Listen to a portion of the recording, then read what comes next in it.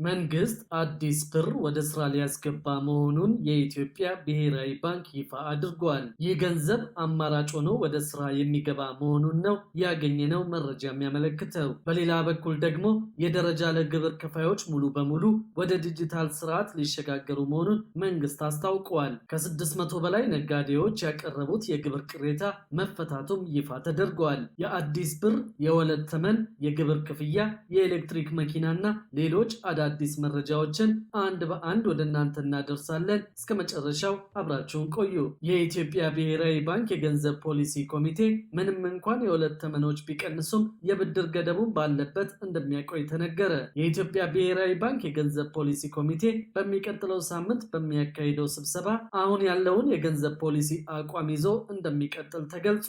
የዘርፉ ባለሙያዎች ለሀገሪቱ ቁልፍ ምርታማ ዘርፎች የሚሰጠው የብድር ገደብ እንዲላላ በተደጋጋሚ ጥሪ እያቀረቡ ቢሆንም ባንኩ በባንኮች የብድር ምጣኔ ላይ የጣለውን የጣሪያ ገደብ በአፋጣኝ ይለውጣል ተብሎ አይጠበቅም። ስብሰባው የሚካሄደው የኢትዮጵያ ማክሮ ኢኮኖሚ አመልካቾች የተደበላለቁ ምልክቶችን እያሳዩ ባለበት ጊዜ ነው። የዋጋ ግሽበት ለአጭር ጊዜ ወደ ነጠላ አሃዝ ዝቅ ብሎ የነበረ ቢሆንም አሁን ላይ ግን በድጋሚ ወደ ላይ የማደግ አዝማሚያን አሳይተዋል። በአንጻሩ ግን የፋይናንስ ገበያ የወለድ መጠኖች፣ የመንግስት ግምጃ ቤት ሰነድና የክፍት ገበያ ኦፕሬሽን ትርፎችን ጨምሮ በከፍተኛ ሁኔታ ቀንሰው ወደ ነጠላ አሃዝ እንደወረዱ ታውቋል። የፋይናንስ ዘርፍ ባለሙያዎች እንደሚሉት ከሆነ እነዚህ እርስ በርስ የሚጋጩ አዝማሚያዎች ብሔራዊ ባንክ በብድር እድገት ላይ የጣለውን አጠቃላይ ገደብ እንደገና እንዲመረምር ያስገድዱታል ተብሏል። በተለይም አነስተኛ የዋጋ ግሽበት ለሚያስከትሉ ለወጪ ንግድ፣ ለማኑፋክቸሪንግ እና ለግብርና ማቀነባበሪያ ዘርፎች ልዩ ትኩረት ሊሰጥ እንደሚገባ ተገልጿል። በሌላ በኩል ደግሞ የኤሌክትሪክ መኪናዎችን የጥራት ደረጃ ለማረጋገጥ 5 መስፈርቶች ስራ ላይ መዋላቸው ተገለጸ። ወደ ሀገር ውስጥ የገቡ የኤሌክትሪክ መኪናዎች ቁጥር ከ145,000 በላይ መድረሱን ለማወቅ ተችሏል። ወደ ሀገር ውስጥ የሚገቡ የኤሌክትሪክ መኪናዎችን የጥራት ደረጃ ለማረጋገጥ 5 መስፈርቶች ስራ ላይ መዋላቸውን የትራንስፖርትና ሎጂስቲክስ ሚኒስቴር አስታውቋል። የሚኒስቴሩ ሚኒስትር ዴኤታ አቶ በሮ ሐሰን መስፈርቶቹ ከደረጃ በታች የሆኑ ምርቶች ወደ ሀገር ውስጥ እንዳይገቡ ለመከላከል ወሳኝ ሚና ይጫወታሉ ሲሉ ተናግረዋል። በተጨማሪም የወጡት ህጋዊ ደረጃዎች ሀገሪቱ ጥራታቸው ዝቅተኛ የሆኑ የኤሌክትሪክ ተሽከርካሪዎች ማከማቻ እንዳትሆን ለማድረግ ታስበው የተዘጋጁ እንደሆኑ ገልጸዋል። በአሁኑ ወቅት በኢትዮጵያ ውስጥ 24 የኤሌክትሪክ ተሽከርካሪ አስመጪ ተቋማት መስፈርቶቹን ሲያሟሉ፣ ቀሪዎቹ አስመጪዎች ደረጃውን በተሟላ ሁኔታ ተግባራዊ እንዲያደርጉ ሚኒስቴር መስሪያ ቤቱ ድጋፍ እያደረገላቸው ነው ተብሏል። በአሁኑ ወቅት በሀገር ውስጥ ከንጹህ ኃይል ጋር የተያያዙ ከ145,000 በላይ የኤሌክትሪክ መኪናዎች እንዳሉ ሲገለጽ ከ200 ኩንታል በላይ የመጫን አቅም ያላቸው መኪናዎች በሀገር ውስጥ እንደሚገጣጠሙ ተነግረዋል። ሚኒስቴሩ የኮንስትራክሽን ግብዓትን የሚያመላልሱና ግንባታን የማፋጠን አቅም ያላቸው የኤሌክትሪክ መኪናዎች ወደ ስራ እንዲገቡ ማድረጉ በነዳጅ ምርት ላይ የሚያጋጥመውን ሀገራዊ እጥረት በዘላቂነት ለመፍታት ከፍተኛ ጠቀሜታ እንዳለው አስታውቀዋል። በሌላ በኩል ደግሞ የደረጃ ለግብር ከፋዮች ሙሉ በሙሉ ወደ ዲጂታል ስርዓት ሊሸጋገሩ መሆኑን መንግስት አስታውቋል። ከ600 በላይ ነጋዴዎች ያቀረቡት የግብር ቅሬታ መፈታቱም ነው ይፋ የተደረገው። የደረጃ ለግብር ከፋዮችን የሚያስተናግደው የኢታክስ ስርዓት በ2019 ዓ.ም ሙሉ በሙሉ ወደ ዲጂታል አገልግሎት አሰጣጥ እንደሚሸጋገር የአዲስ አበባ ገቢዎች ቢሮ አስታውቋል። የአዲስ አበባ ከተማ ገቢዎች ቢሮ የሞደርናይዜሽን ዘርፍ ምክትል ቢሮ ኃላፊ አቶ መሐመድ አብዱራህማን እንደገለጹት ቢሮው ባለፉት 2 ዓመታት የአገልግሎት አሰጣጡን ውጤታማ ለማድረግ በርካታ የሪፎርም ስራዎችን አከናውነዋል። በዚህም ግብር ከፋዮች በአካል ሳይመጡ በኢሜይል እና በተዘረጋው የኦንላይን ሊንክ ብቻ አገልግሎቱን ማግኘት እንዲችሉ ከገቢዎች ሚኒስቴር ጋር በመቀናጀት የተቀናጀ የልማት ስርዓት ተዘርግቶ ወደ ተግባር መገባቱን አመልክተዋል። ይህ አዲስ ዲጂታል አሰራር ግብር ከፋዮች ባሉበት ሆነው ምቹ አገልግሎት የሚያገኙበት ምህዳርን የፈጠረ ሲሆን የባለቤትነት ስም ዝውውርን ጨምሮ የተለያዩ የህግ ተገዥነት አገልግሎቶችንም በውስጡ ያካተተ መሆኑን ምክትል የቢሮ ኃላፊው አስረድተዋል። ከዚህ በተጨማሪም ቢሮ በራሱ አቅም ያለማውን የዕዳ ክትትል ስርዓት ወደ ተግባር በማስገባቱ በ17ቱም ቅርንጫፎች የሚወሰኑ የዕዳ ውሳኔዎችን በቅርበት ለመከታተልና የሚሰበሰበውን ገቢ በፍጥነት ወደ ካፒታል በመለወጥ ረገድ ከፍተኛ አፈጻጸም መመዝገቡን የገለጹት የክሊራንስ ወይም የግብር ነፃነት ማረጋገጫ አሰጣጥ ሂደቱን ይበልጥ ግልጽ፣ ቀልጣፋና እምነት የሚጣልበት ለማድረግም ባርኮድ ያለው አዲስ የኦንላይን አሰራር ተግባራዊ መደረጉንም ተናግረዋል። የተዘረጉት እነዚህ የዲጂታል አገልግሎቶች ግብር ከፋዮች ባሉበት ሆነው ግብራቸውን እንዲያሳውቁና እንዲከፍሉ በማስቻላቸው በየወሩ መጨረሻ ላይ በቅርንጫፍ ቢሮዎች ቢሮዎች ይታይ የነበረውን ከፍተኛ መጨናነቅና የረጅም ጊዜ ጥበቃ ሙሉ በሙሉ ማስቀረት መቻሉን አመልክተዋል። ቢሮ በቀጣዩ በጀት ዓመትም የደረጃ ለግብር ከፋዮችን የሚያስተናግደውን የኢታክስ ስርዓት ሙሉ በሙሉ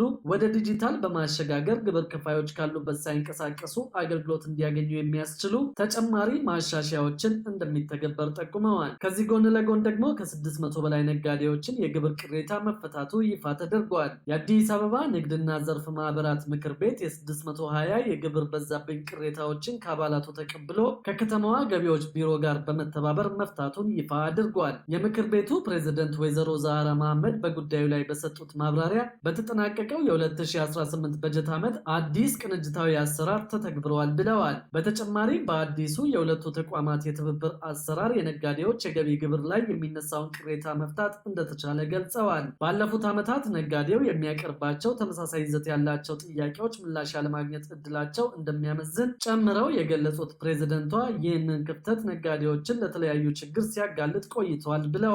አሁን የተፈቱት ቅሬታዎች ደረጃም ከፍተኛ፣ መካከለኛና ዝቅተኛ ተብሎ መከፋፈሉን ገልጸዋል። በመጨረሻም ፕሬዝደንቷ ለነጋዴው ማህበረሰብ ባስተላለፉት መልእክታቸው ነጋዴው በህጋዊ መንገድ የገቢ ግብሩን እንዲከፍልና ቅሬታዎች ሲኖሩት መደበኛውን የቅሬታ መፍቻ መንገድ ብቻ እንዲከተል መክረዋል። በሌላ በኩል ደግሞ መንግስት አዲስ ብር ወደ ስራ ሊያስገባ መሆኑን የኢትዮጵያ ብሔራዊ ባንክ ይፋ አድርጓል። ይህ ገንዘብ አማራጭ ሆኖ ወደ ስራ የሚገባ መሆኑን ነው ያገኘነው መረጃ የሚያመለክተው። የሀገሪቱን የፋይናንስ ስርዓት ወደ ላቀ ዲጂታል ምዕራፍ ለማሸጋገር የሚያስችለውን የዲጂታል መገበያያ ገንዘብ ስራ ላይ ለማዋል አስቻይነት ጥናት መጀመሩን ብሔራዊ ባንክ ነው ያስታወቀው። ጥናቱ የሚደረገው ዲጂታል ብር በተሰኘ የዲጂታል መገበያያ ገንዘብ ላይ መሆኑን ያገኘነው መረጃ ያሳያል። ባንኩ ሰሞኑን ይፋ ባደረገው መግለጫ ይህ ጥናት የዲጂታል ኢትዮጵያ 2025 ግብን ዳር ለማድረስና የገንዘብ ዝውውርን ይበልጥ ቀልጣፋ ለማድረግ ያለመ መሆኑ ተገልጿል። የብሔራዊ ባንክ ገዢ ዶክተር ኢዮብ ተካልኝ ስራው ገና በሙከራ ላይ መሆኑን አጽንኦት ሰጠው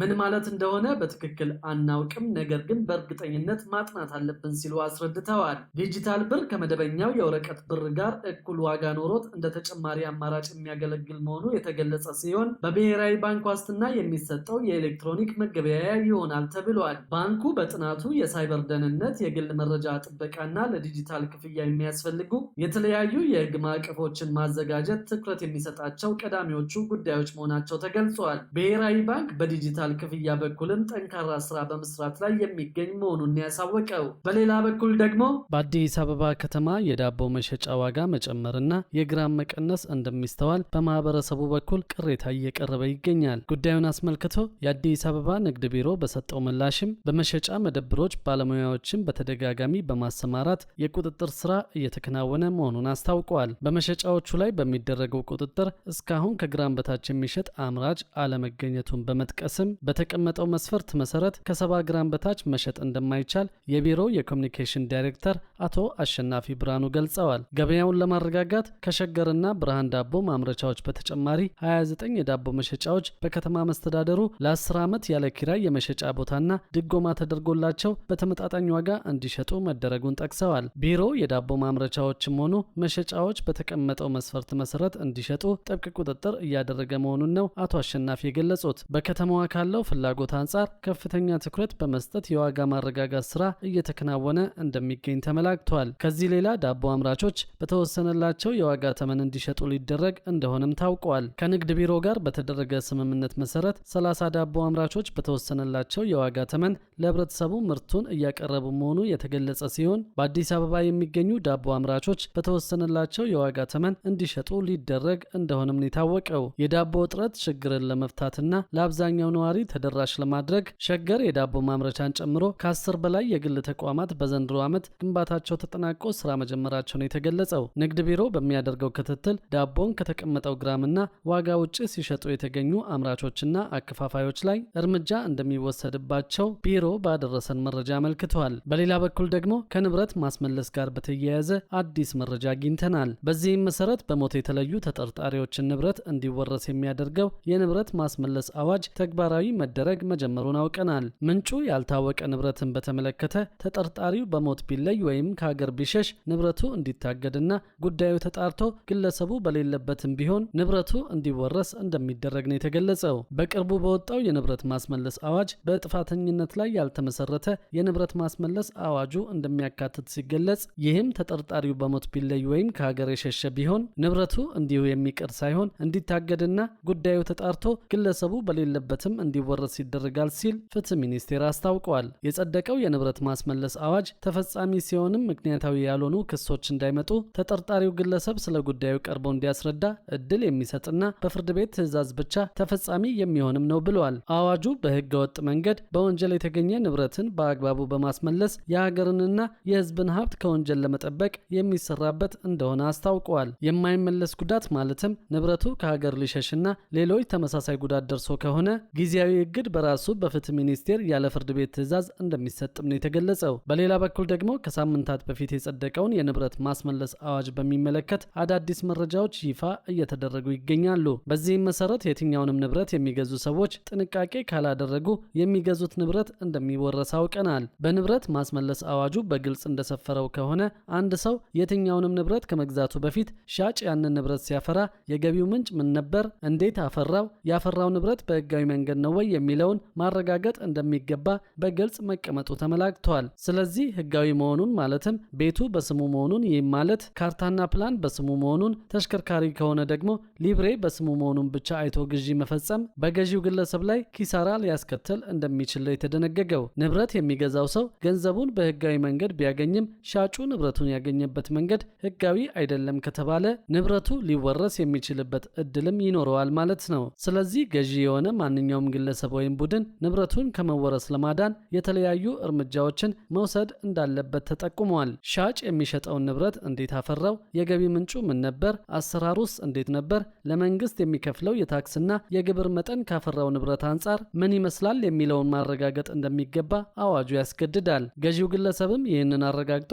መግዛት ግዴታው ይሆናል ተብሏል። በመሆኑም ካርታና ፕላን እንዲሁም የተሽከርካሪ ሊብሬ ብቻ አይተው ግዢ መፈጸም በገዢ ላይ የሚያስከትለው ኪሳራ መኖሩን መገንዘብ ያስፈልጋልም ተብሏል። አዋጁ አንቀጽ 25 ላይ እንደተገለጸው ከሆነ በወንጀል የተገኘ ንብረት የተገዛ የንብረት ፍሬ ከሆነ ይህ በወንጀል የተገኘ ንብረት ሽያጭ ፈጽሞ ስሙ ወደ ገዢ ቢዞርም መንግስት እንደሚወርሰው በግልጽ አስቀምጧል። በኋላ ክርክር ላይ በቅን ልቦና የገዛውት ነው በሚል የሚቀርቡ መከራከሪያዎች ሆን ብሎ ንብረቱን ለመደበቅ የተጠቀማችሁበት ስልት ነው በሚል በአዋጁ ላይ በግልጽ የተቀመጠ በመሆኑ ንብረቱ ከመወረስ እንደማይድንም ታውቋል። ከዚህ ባለፈ ይህ አዋጅ 10 ዓመት ወደ ኋላ ተመልሶ ተግባራዊ የሚሆን እንደሆነም ነው የተገለጸው። በዚህም መሰረት ንብረት ስታፈሩ የገንዘቡ ምንጭ ማሳወቅ ወይም በሚጠየቁበት ወቅት ለማቅረብ አደራጅቶ ማስቀመጥ ተገቢ መሆኑ ተገልጿል።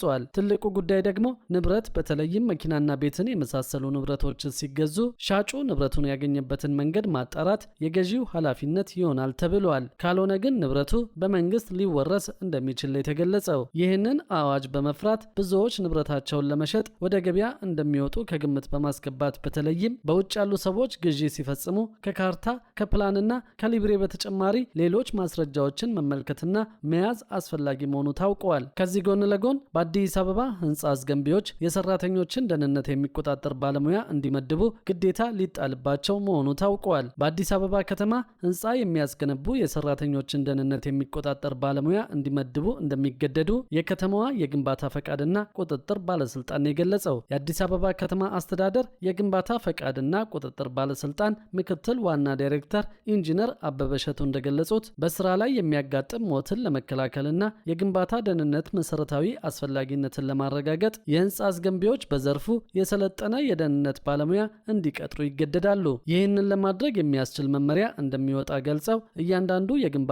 ቦታ በህግ ተደግፎ የደህንነት ባለሙያ ይኖረዋል ብለዋል። በግንባታ ደህንነት የሰለጠኑ ባለሙያዎች ገበያ ውስጥ ምን ያህል ይገኛሉ ተብሎ ሲፈተሽም የተገኘው መጠን በቂ ያለመሆኑንና ጉድለት መኖሩን የጠቀሱት ኢንጂነር አበበ ለዚህም ሲባል በ7 ዙር ትርጉም ያለው ስልጠና መሰጠቱንና በመጪው ሳምንትም ደግሞ 8ኛው ዙር እንደሚጀመር ተናግረዋል። በተያዘው 2018 በጀት ዓመት 2000 ባለሙያዎችን ለማሰልጠን እቅድ ተይዞ እየተሰራ እንደነበር ተናግረው ባለፉት 6 ወራት ብቻ ከ800 በላይ ባለሙያዎችን ማሰልጠን መቻላቸውን አስረድተዋል። የደህንነት ባለሙያዎችን ማሰማራት መቼ ይጀመራል ተብሎ ጥያቄ የቀረበላቸው ምክትል ዋና ዳይሬክተሩ ጊዜውን ከመግለጽ ተቆጥበዋል። ሆኖም 2000 ባለሙያዎች ከሰለጠኑ በአዲስ አበባ ውስጥ ለሚደረጉ ግንባታዎች በቂ ናቸው ተብሎ ስለሚታሰብ ወደ ህግ ማሻሻል እንደሚገባና ቅጥሩ ግን ጎን ለጎን አብሮ እንደሚሰራ ተናግረዋል። አንድ ህንፃ ሲገነባ ኮንትራክተርና አማካሪ ባለሙያዎች የግድ መኖር አለባቸው። ስለዚህም የደህንነት ባለሙያ ግዴታ